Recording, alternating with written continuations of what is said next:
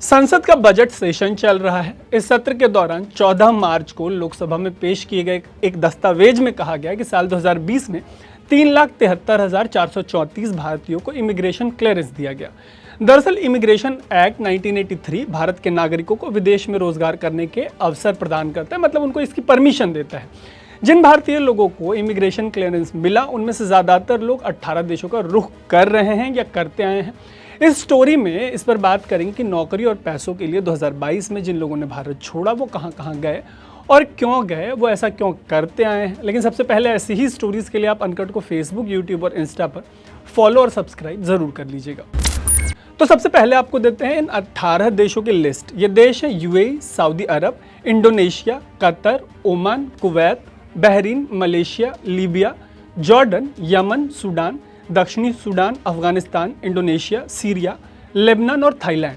इन देशों में होने वाले पलायन को समझने के लिए संयुक्त राष्ट्र की एक रिपोर्ट की बात करते हैं। इसमें जो डेटा है इस रिपोर्ट में, उससे ये जो पलायन होता है उसको अच्छे से समझा जा सकता है। इस रिपोर्ट के मुताबिक साल 2020 तक 1,80,00,000 भारतीय विदेश में रह रहे थे। यहाँ गौर करने वाली बात यह है कि दुनिया भर में 3,20,00,000 लोग ऐसे हैं जिनका संबंध सीधे भारत से है। इनमें से जो ये 1,80,00,000 लोग हैं वो सीधे तौर पर भारत के नागरिक हैं। मतलब भारतीयों की जितनी आबादी विदेश में है उतनी तो कई देशों की जनसंख्या भी नहीं है। संयुक्त राष्ट्र के मुताबिक यूएई, अमेरिका और सऊदी अरब ये वो 3 ऐसे देश हैं जहां भारतीय सबसे ज़्यादा माइग्रेट हुए हैं। इनके अलावा कनाडा, ब्रिटेन, ऑस्ट्रेलिया, न्यूजीलैंड भी ऐसे कुछ देश हैं जहां भारतीयों की आबादी जो है वो ठीक ठाक संख्या में है, वो वहां पे बसे हुए हैं। इनमें से ज़्यादातर लोगों की देश छोड़ने की जो मुख्य वजह हैं उसमें रोज़गार, बेहतर ज़िंदगी और पैसा, ये जो वो कारण हैं जिनकी वजह से ये माइग्रेट करते हैं। वहीं होम मिनिस्ट्री यानी गृह मंत्रालय के मुताबिक साल 2021 में 1,63,370 भारतीयों ने देश की नागरिकता छोड़ दी। संसद में बताया गया कि ऐसे फैसले के लिए इन लोगों ने निजी वजहों को अपना कारण बताया। बाकी देशों की तुलना में सबसे ज़्यादा यानी 78,284 लोगों ने अमेरिका की नागरिकता के लिए भारतीय नागरिकता छोड़ दी। वहीं 23,533 लोगों ने ऑस्ट्रेलिया में अपनी नई जिंदगी शुरू की और 21,597 लोगों ने कनाडा की नागरिकता ले ली। इसी रिपोर्ट के मुताबिक साल 2021 में 300 लोगों ने चीन की नागरिकता ले ली। ये लोग पहले से ही चीन में रह रहे थे, जबकि 41 लोगों ने पाकिस्तान की नागरिकता ली है। इसके अलावा अगर साल 2020 की बात करें तो इस साल भारत की नागरिकता छोड़ने वालों की संख्या 85,256 थी और साल 2019 में 1,44,017 लोगों ने भारत की नागरिकता छोड़ी। आंकड़ों के अनुसार साल 2015 से 2020 के बीच यानी 5 सालों में 8 लाख से ज़्यादा लोगों ने भारत की नागरिकता छोड़ी है। हालांकि 2020 में इसमें कमी आई, लेकिन इसके पीछे का कारण जो है वो कोरोना पैंडेमिक को माना गया। जैसा कि आपने आंकड़ों में देखा, हर साल लाखों लोग भारत छोड़कर विदेश में बस जाते हैं। यह आंकड़ा बढ़ता ही जा रहा है। इन सब के पीछे सवाल उठता है कि आखिर ये जो भारतीय लोग हैं, भारतीय नागरिक हैं, वो देश छोड़कर अन्य देशों में क्यों बसना पसंद कर रहे हैं। इसके पीछे बेहतर सुविधा एक बड़ा कारण बताया जाता है। इसके अलावा नए मौके, अच्छा भविष्य, अच्छी एजुकेशन, अच्छा हेल्थ केयर, ये तमाम वो वजह हैं जिसकी वजह से ये लोग देश छोड़ रहे हैं। होम मिनिस्ट्री के मुताबिक दुनिया भर के 100 से ज़्यादा देशों में 3,20,00,000 से ज़्यादा भारतीय रहते हैं। वहीं बीते 28 साल के अंदर विदेश जाकर रहने वाले जो इंडियंस हैं उनकी संख्या में 346% का इंक्रीज आया है।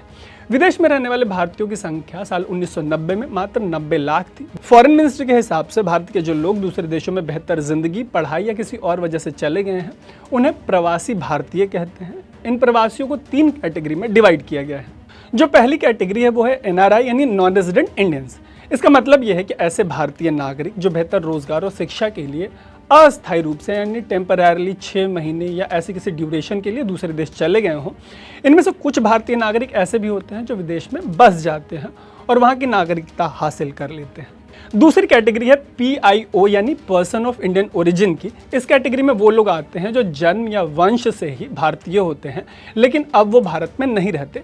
आसान भाषा में समझे तो अगर किसी व्यक्ति के पिता विदेश में जाकर बस गए थे और उस व्यक्ति का जन्म उसी देश में होता है तो वो व्यक्ति भारतीय मूल का कहा जाएगा, लेकिन उसके पास भारत की नागरिकता नहीं। दुनिया के कई ऐसे देश हैं जहां आप दोहरी नागरिकता ले सकते हैं, लेकिन भारत में कानून ऐसा नहीं है। भारतीय नागरिकता कानून के अनुसार कोई व्यक्ति जब किसी और देश की नागरिकता ले लेता है तो उसे अपनी भारतीय नागरिकता छोड़नी पड़ती है। मतलब आप किसी एक ही देश के नागरिक हो सकते हैं, या भारत के किसी और देश के।